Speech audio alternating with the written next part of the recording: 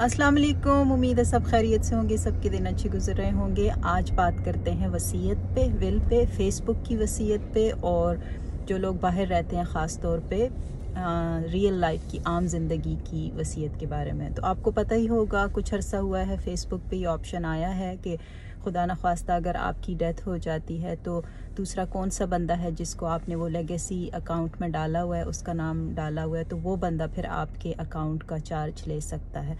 वरना ऐसा मुमकिन है कि अगर कोई ना हो तो वो आपका अकाउंट जो है इंडेफिनेटली फ़ेसबुक पे रहे। हैकर्स उसको हैक कर सकते हैं जब तक कि आपके ख़ानदान में से कोई फ़ेसबुक को लिख के उसको जो है वो मेमोरी अकाउंट कर दे या डिलीट करवा दे, तो वो एक और प्रोसेस है। लेकिन ये वाला ऑप्शन अब अच्छा है, तो मैंने तो अपना लेगेसी कॉन्टैक्ट सेट कर दिया है कि किस बंदे के पास कंट्रोल होगा मेरे फेसबुक अकाउंट का, और वो अबू तमीम के पास नहीं है।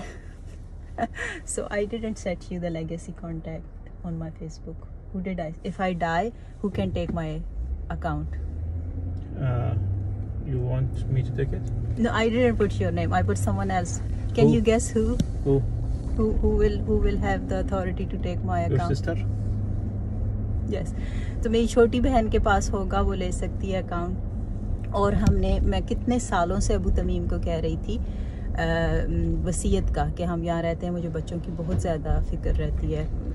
कि वहम इंसान को होता है बहुत ज़्यादा, लेकिन हकीकत भी है। हमें क्या पता कि भाई कब मौत आ जाए। जैसे जब भी बच्चे स्कूल में होते हैं और हम दोनों मियाँ बीवी गाड़ी में हो, तो मैं अक्सर बात करती हूँ कि खुदा न ख्वास्ता अगर हम घर वापस ना जाएं और यहाँ पे हम दोनों की फैमिली नहीं है।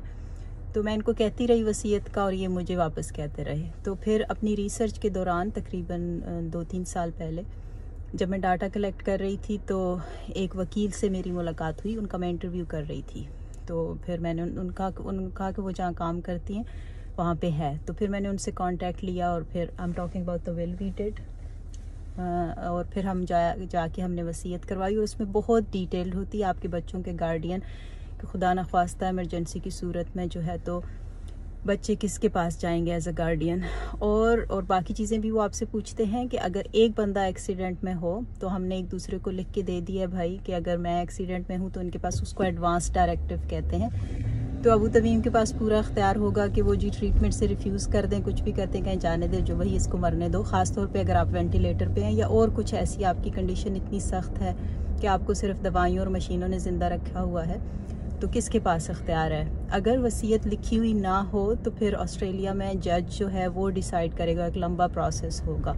और इसी तरह से इन्होंने जो है वही वसीयत अपना एडवांस डायरेक्टिव मुझे दिया है। उसके अलावा वो आपसे ये भी पूछते हैं कि एज़ मुस्लिम कि अगर आपकी डेथ हो जाए तो जो दफन करने का वो होता है, तो वो भी लिखा कि भाई ताबूत नहीं चाहिए, हमें ताबूत में दफन नहीं होना है।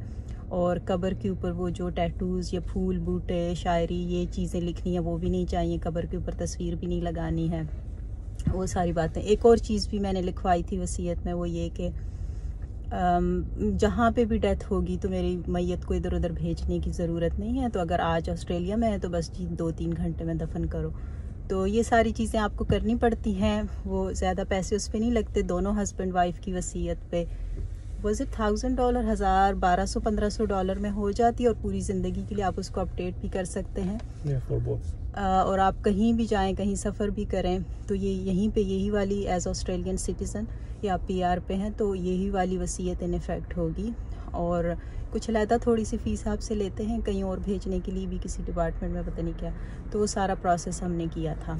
आप किसी भी वक्त जाके अपडेट करवा सकते हैं, चेंज भी करवा सकते हैं। अच्छा जी, तो मैं पहुंच गई यूनिवर्सिटी। तो फिर इंशाल्लाह आप बताएं अपने हवाले से कहाँ आप रहते हैं, आपकी वसीयत का क्या सिस्टम है।